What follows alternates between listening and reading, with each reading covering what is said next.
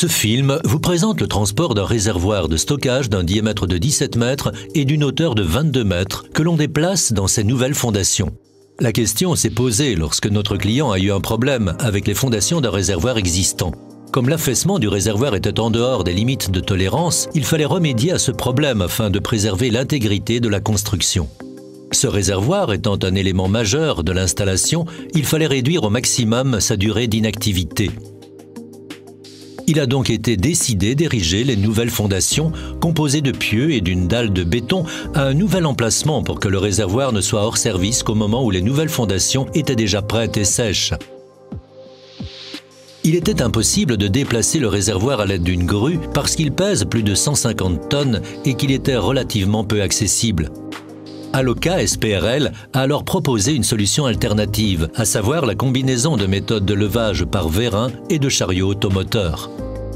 Une fois le réservoir nettoyé, il a été détaché et l'isolation a été localement enlevée pour pouvoir souder les anneaux de levage sur sa paroi.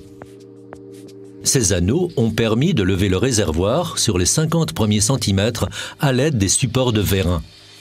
Une fois le réservoir à 50 cm de hauteur, on a pu diviser par 2 le nombre de vérins d'arrêt en plaçant des vérins d'arrêt dits doubles sous la paroi du réservoir. Grâce à cette technique, le réservoir a pu atteindre la hauteur requise et ces vérins ont été positionnés de façon à pouvoir insérer plus tard des voies de plaques de roulage en acier entre ceux-ci.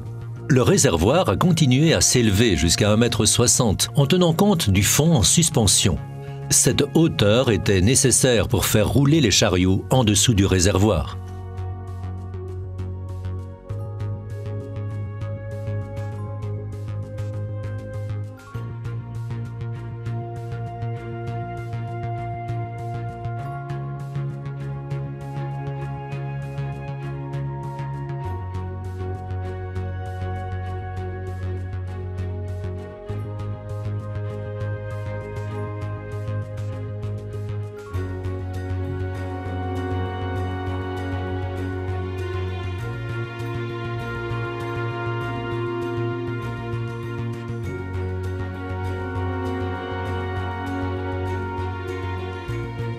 Le système des chariots automoteurs appelé SPMT, Self-Propelled Modular Transporter, qui est relativement petit, a été utilisé pour pouvoir déplacer le lourd réservoir.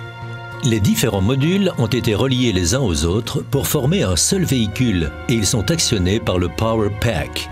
Une fois les chariots positionnés correctement sous le fond, il a fallu redescendre le réservoir jusqu'au niveau de ces chariots.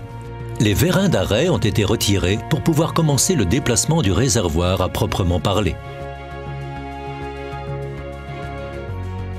Le sol a été entièrement égalisé et les voies destinées au déplacement ont été posées sur une longueur de 50 mètres.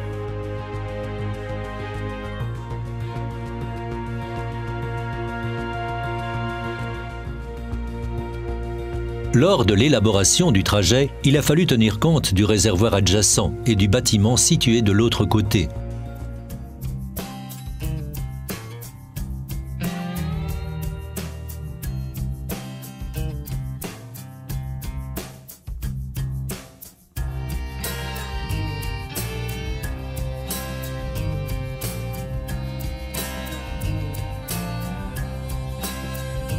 Arrivé au nouvel emplacement, il a fallu faire pivoter le réservoir de quelques 90 degrés en fonction des nouvelles conduites et des nouveaux raccordements. Mais la manœuvre n'a posé aucun problème car les SPMT peuvent tourner sur eux-mêmes à 360 degrés.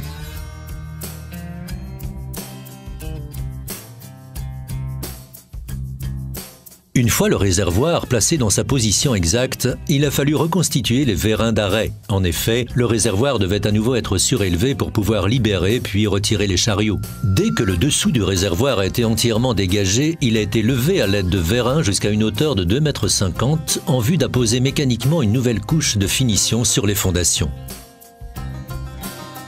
Après avoir mesuré et contrôlé la qualité du profilé de fondation, le réservoir a pu descendre sur sa nouvelle assise.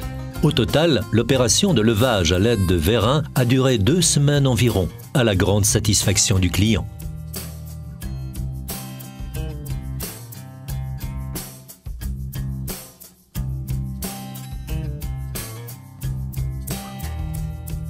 Ensuite, il ne restait plus qu'à raccorder le réservoir aux nouvelles canalisations et à renouveler l'isolation du réservoir pour que celui-ci soit de nouveau opérationnel.